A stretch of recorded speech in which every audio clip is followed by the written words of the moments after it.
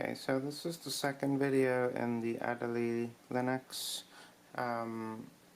for the netbook Atom N450 and a Sylvania netbook from 2011. And one thing I forgot to include in the other video was the boot up process.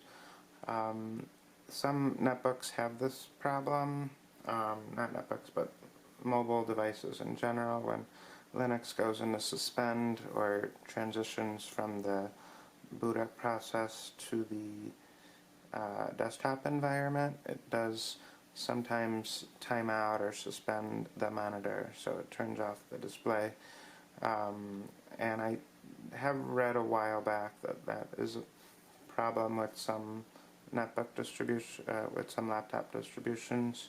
I will try to recreate the issue. I'm not sure if it's exclusive to this distro or this specific type of problem, but I will show the boot up process. So there's a power button here, and I'm going to just power that on to kind of display the issue. But it boots up fine once you get into it, and it actually requires one or two or even three power buttons. So this is the standard boot up after it's been installed. I do have a live USB or SD card which has a similar issue, but when you load Adélie, it'll go through that. Then it will, you'll see some of that, and then you'll see some of the, it'll resize. Let me try to sharpen this here. So it'll resize the resolution, but then once it goes into, not really sure if that's readable or not.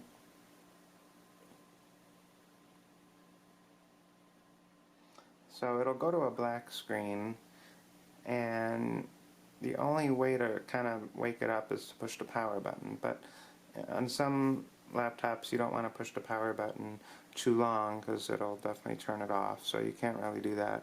So you can only just tap it once and you may get a screen. So that means that it actually kind of goes into the next process right away. It's not like it's running slow, which originally I thought. The problem is that you also have to unplug the USB mouse, which this is using a USB mouse because the touchpad driver is synaptic, and very, very few Linux distros have it pre-installed. You can find it, but that's another story. So this is the distro that I installed. I'm just going to remove the caps lock. Oop, that was unexpected. Well, it does happen frequently where it'll just turn off. So you have to push the power button, just tap it, and it'll wake right back up.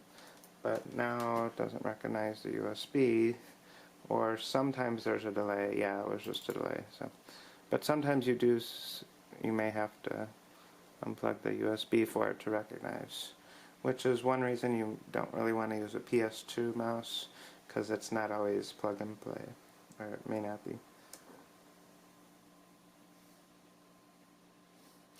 Oh, I didn't have the right caps lock remove.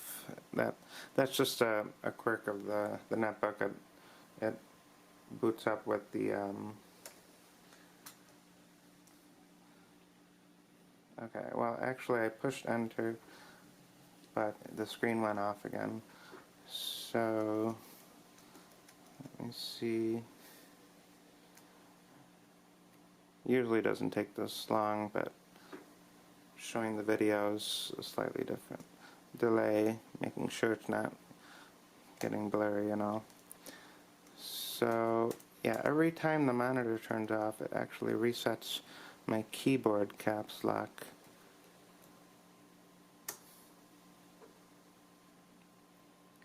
Okay, so that worked. So what you'll notice is it'll go to a black screen, which is normally normal, but then once it goes to a pitch black, that means that the monitor totally lost communication with the OS.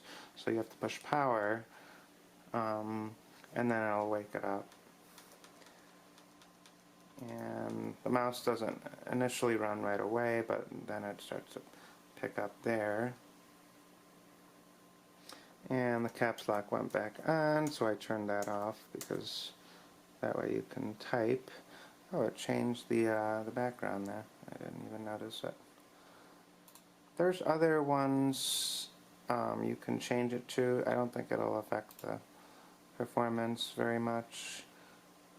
But there's actually one in the live USB which has a different design, and I really like that one. I was hoping it would include it, but I can definitely find it and install it. That was the one I wanted to use, but not a big deal.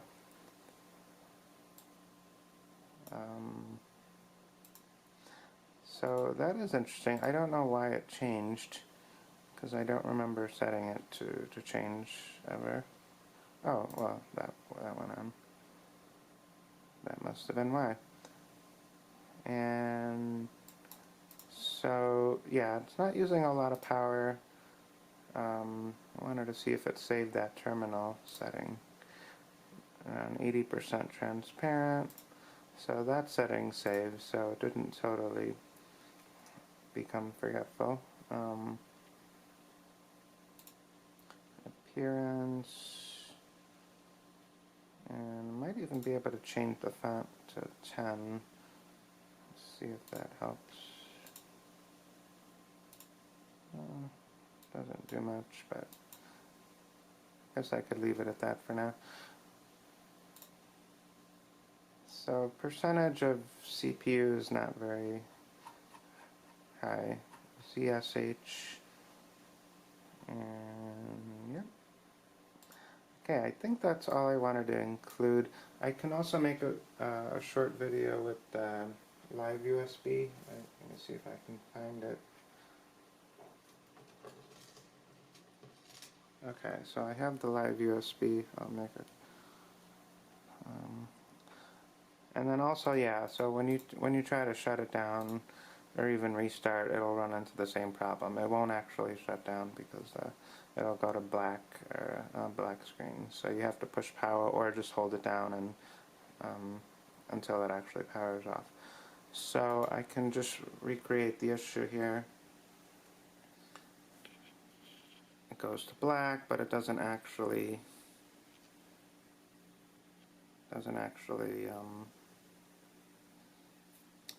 restart it, and if it is, it's going on in the background. So you have to push power, and then it makes it look like nothing's actually happening, but it is operating in the background. So it's restarting, and that should be enough.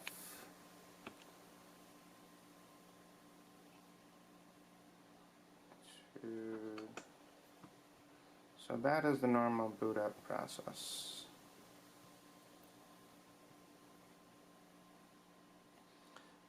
And this time it should, okay, so it did recognize the USB because I set that to boot first in the BIOS and then save that. So the live is very similar, other than the background. It should have a very similar boot up process.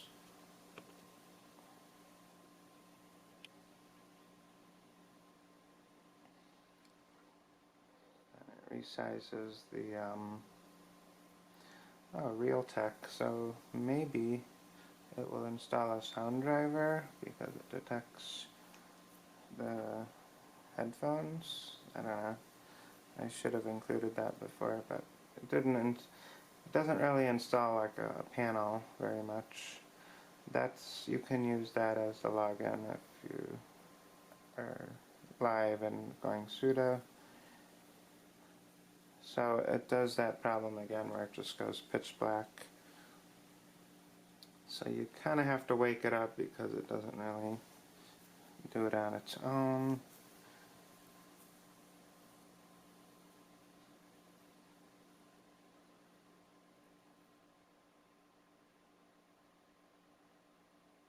But unfortunately it doesn't take super long to boot up.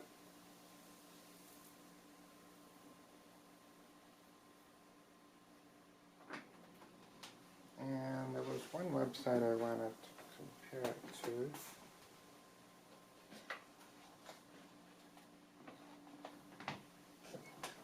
Okay, maybe taking a little longer than usual. Although it is a live USB, so it's loading from there.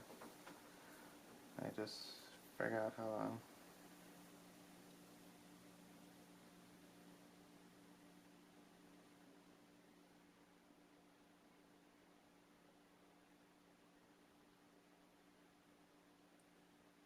Okay, so it turned off, so you have to push power.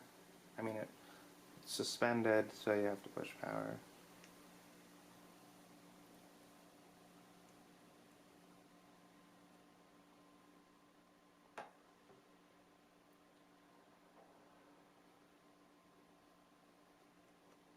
And removing the caps lock.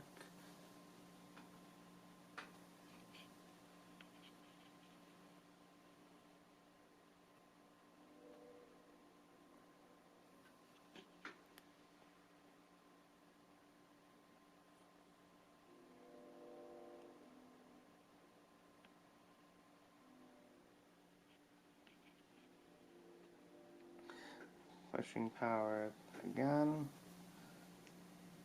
I am surprised because this doesn't even have a Bluetooth, which may not mean that it's detected, it just means that it completed that test.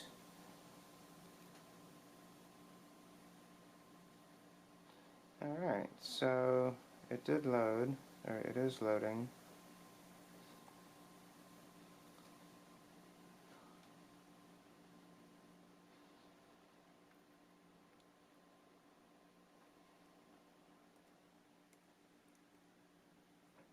And at fourth time, I'm sort of waking it up.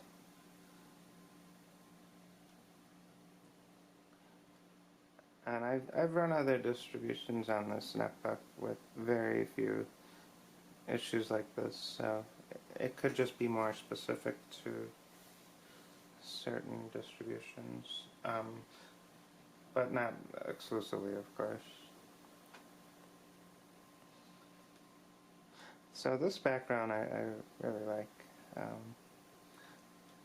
Yeah, I can definitely use this. And so task manager, and this live USB doesn't include Firefox, which is fine, but if you want to use something, it includes links, text browser, and also NetSurf. So very basic.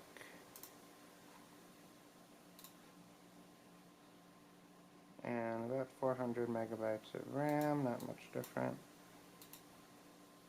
And not much else here. And so yeah, that's the default font, which is really one of the few distros that use a different font. And that's about it. So thanks for watching.